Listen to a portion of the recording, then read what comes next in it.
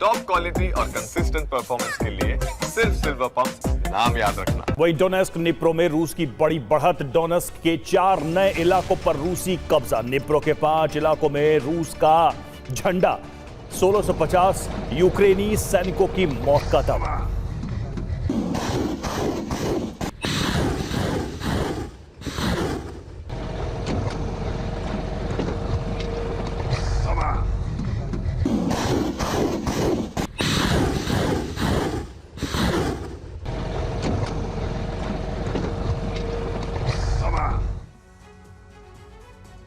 युद्ध विराम को लेकर ट्रंप की कोशिश मुकाम तक नहीं पहुंच पा रही है। ज़ेलेंस्की सुरक्षा की गारंटी मांग रहे हैं, लेकिन इसको लेकर पुतिन की चाल में यूरोप फंस गया है। अब रूस भी सुरक्षा की गारंटी मांग रहा है। ऐसे में युद्ध विराम की संभावना लगभग खत्म होती दिख रही है।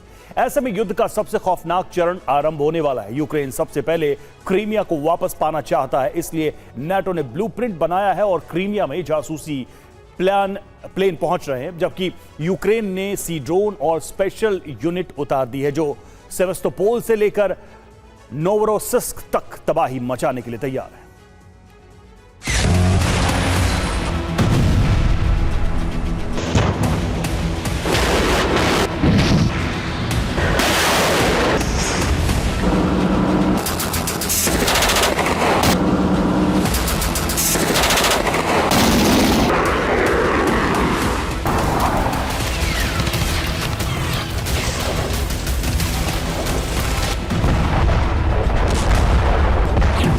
काला सागर फिर धधक उठा है।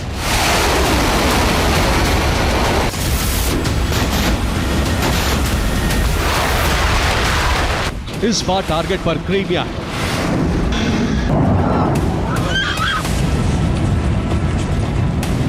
Что происходит? और हमले यूक्रेन कर रहा है।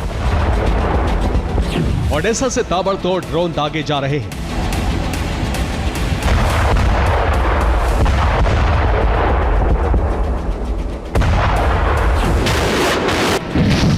बाल्टिक से लेकर काला सागर तक हालात काफी खौफनाक हो रहे हैं, क्योंकि बाल्टिक में नेटो ने वॉरशिप तैनात कर दिए हैं, जिससे रूस और बेलारूस पर दबाव बनाया जा सके, जिसके जवाब में रूस ज़पाट ड्रिल करने जा रहा है।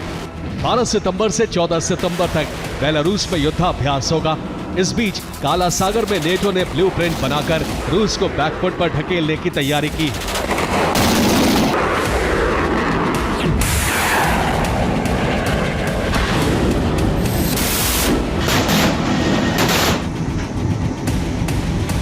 और कर्च ब्रिज से गुजर रही ट्रेन पर हमला करके यूक्रेन ने संकेत दे दिए हैं कि अब क्रीमिया को वो हर हाल में वापस लेना चाहता है। –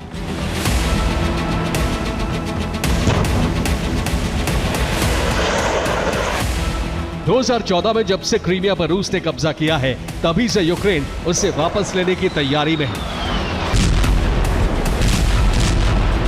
यही वजह है कि अब ज़ेलेंस्की के लिए नेटो ने फाइनल प्लान बनाया है। इसलिए क्रीमिया में अलग अलग ठिकानों पर हमले किए जा रहे हैं। पहला टारगेट है सेवास्तोपोल नेवल बेस, जहां काला सागर बेड़े का मुख्यालय है। यहां पर रूस ने कई युद्धपोत, सबमरीन और एयर डिफेंस सिस्टम तैनात किए हैं। दूसरा टारगेट है बेल्बेक एयरबेस। ये सेवास्तोपोल के पास एक एयरबेस है, जहां रूस के फाइटर जेट तैनात हैं। इसके अलावा नाइना एयरबेस भी टारगेट पर है, जहां कॉम्बैट हेलीकॉप्टर तैनात है। ड्रोन भी इसी जगह से ऑपरेट होते हैं, जबकि सेंटर फॉर रडार और इलेक्ट्रॉनिक वॉरफेयर सेंटर पर भी हमला हो सकता है, जहां सुरक्षा के लिए एयर डिफेंस लगाए गए हैं।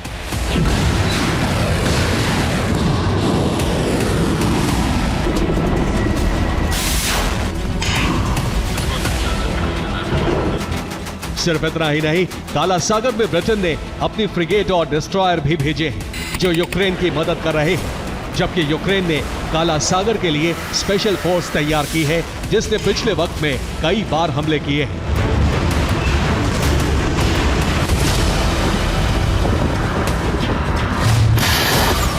सी ड्रोन को स्पेशल ऑपरेशन में इस्तेमाल किया जा रहा है, जो सेवास्तोपोल पर तैनात वॉरशिप को नुकसान पहुंचा रहे हैं।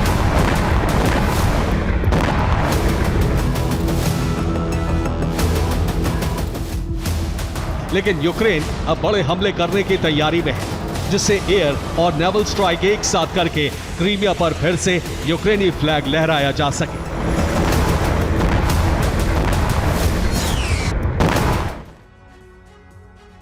यूक्रेन क्रीमिया पर ताबड़तोड़ हमले कर रहा है। उसने फ्यूल लेकर क्रीमिया जा रही ट्रेन पर भी ड्रोन अटैक किया। रूस के रोस्टोव से क्रीमिया रूट से ट्रेन जा रही थी, तभी क्रीमिया के जानकोई रेलवे स्टेशन के पास यह हमला हुआ। ट्रेन रोस्टोव रिफाइनरी से तेल लेकर क्रीमिया जा रही थी। ट्रेन पर ओडिशा से यूक्रेन ने ड्रोन अटैक किया। यह हमला यूक्रेन की स्पेशल फोर्स ने किया। ड्रोन अटैक से ट्रेन में आग लग गई। हमले में 12 फ्यूल टैंकर जल गए। हमले के दौरान कई विस्फोट भी हुए।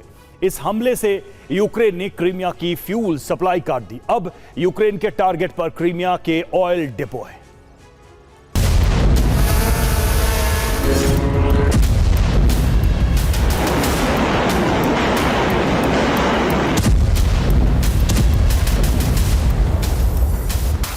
क्रीमिया को लेकर यूक्रेन बेहद आक्रामक है। एक तरफ एनर्जी सेक्टर पर हमले किए जा रहे हैं, दूसरी तरफ सैन्य ठिकानों को टारगेट किया जा रहा है।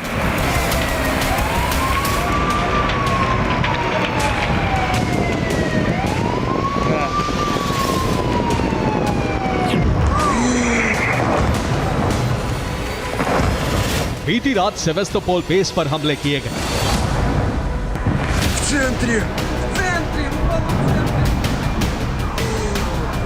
ये उसी की सैटेलाइट तस्वीरें हैं, जिसमें जिस जगह हमला किया गया वो जगह दिख रही है। इसके लिए 10 ड्रोन से हमले किए गए। 5 ड्रोन इंटरसेप्ट करने का दावा किया गया है। काला सागर में हालात काफी खौफनाक हैं। अब रूस भी बड़े पलटवार की तैयारी में है, क्योंकि ज़ेलेंस्की के एक बयान ने पुतिन का गुस्सा बढ़ा दिया है। ज़ेलेंस्की ने कहा है, मैं पुतिन से तब तक नहीं मिलूंगा जब तक यूक्रेन को सुरक्षा की गारंटी नहीं दी जाती। अगर शांति प्रक्रिया आगे बढ़ानी है, रूस पर दबाव बनाना जरूरी है। ज़ेलेंस्की ने यह भी कहा है कि किसी न्यूट्रल जगह पर वार्ता हो सकती है। इसके लिए स्विट्जरलैंड, तुर्की या ऑस्ट्रिया में से किसी जगह को चुनने का सुझाव दिया है। लेकिन जैसे हालात बन रहे हैं, उससे लग नहीं रहा कि तीसरे दौर की वार्ता होगी, क्योंकि दोनों तरफ से हमले नहीं रोके जा रहे। जबकि यूरोपीय देश कह चुके हैं कि शांति प्रक्रिया बढ़ाने के लिए हमले रोकने जरूरी है। लेकिन ना तो पुतिन मान रहे हैं और ना ही ज़ेलेंस्की, यानी यूरोप बड़े संकट में घिर चुका है। और रूस के हमलों से घबराकर ज़ेलेंस्की फिर नाटो की शरण में पहुंचे हैं, जिसके बाद नाटो ने क्रीमिया पर हमले का ब्लूप्रिंट बनाया है। नाटो अब फ्रंट लाइन पर आकर हमला कर सकता है। इस बीच रूस ने क्रीमिया को अभेद किले में तब्दील कर दिया है। S-400 डिफेंस सिस्टम तैनात किए हैं। साथ ही काला सागर में सेवेस्तोपोल बेस के पास 10 वॉरशिप तैनात किए गए हैं। इसके अलावा काला सागर में न्यूक्लियर सबमरीन भेजी गई है। साथ ही बॉम्बर्स और सर्विलांस ड्रोन से निगरानी की जा रही है। अगर कोई क्रीमिया का सुरक्षा चक्रव्यूह तोड़ने की कोशिश करता है तो उसे तुरंत इंटरसेप्ट कर दिया जाए, जिससे नाटो की हर चाल को विफल कर दिया जाए।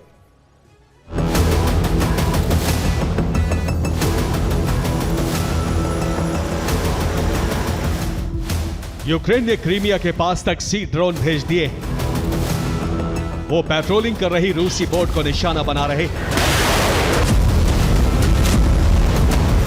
ये उसी का वीडियो है जिसमें रूसी बोट को तबाह कर दिया। हालांकि यूक्रेन लेजर गाइडेड ड्रोन से भी हमले कर रहा है। ये सभी हमले ओडेसा से किए जा रहे हैं। इस बीच रूस ने दावा किया है कि नेटो काला सागर में जासूसी करा रहा है। रूस की तरफ से कहा गया है कि यूक्रेन ने P-8A पोसाइडन टोही विमान को जासूसी के लिए भेजा, जिसने सेवेस्तोपोल से नोवरोसिस्क तक उड़ान भरी थी। जो तैयारी काला सागर में यूक्रेन कर रहा है, उससे संकेत मिल रहा है कि वो बड़ा हमला करने की तैयारी में है। हालांकि रूस ने भी सुरक्षा घेरा मजबूत कर दिया है। अगर युद्ध विराम को लेकर कोई फैसला जल्द नहीं लिया गया तो काला सागर फिर से धधक सकता है, और इस बार काला सागर से उठा बारूदी बवंडर पूरे यूरोप में फैल सकता है। Bureau report, TV9 Bharat.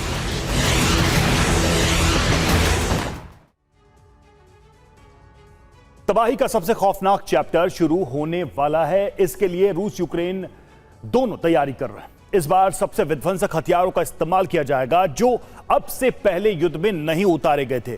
एक तरफ यूक्रेन रूस के हर इलाके में मिसाइल स्ट्राइक कर सकता है, जबकि रूस यूक्रेन को तबाह करने के लिए कई दिनों तक एयर स्ट्राइक कर सकता है, जिसमें दोनों तरफ से हथियारों की खेप तैयार की जा रही है। यूक्रेन यूरोप की फंडिंग से वेपन फैक्ट्री लगा रहा है, जिसमें 3000 किलोमीटर की रेंज वाली फ्लेमिंगो मिसाइल तेजी से बनाई जा रही है।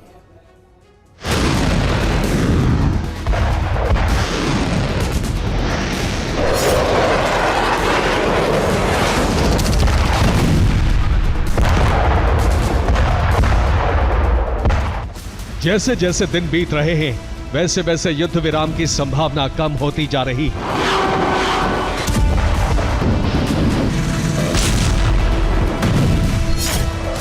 अगस्त के आखिर तक अगर कोई फैसला नहीं हो पाया तो तबाही का सबसे खौफनाक चैप्टर आरंभ हो जाएगा।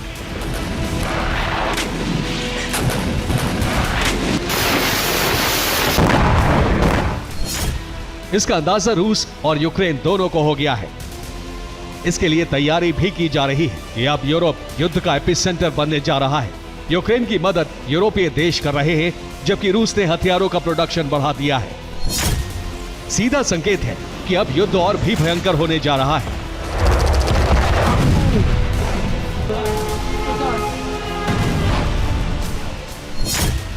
रूस और यूक्रेन दोनों ने नए हथियारों का प्रोडक्शन शुरू कर दिया है, यानी युद्ध में अब ऐसे हथियारों का इस्तेमाल होने जा रहा है जिससे विनाशक तूफान आना तय है।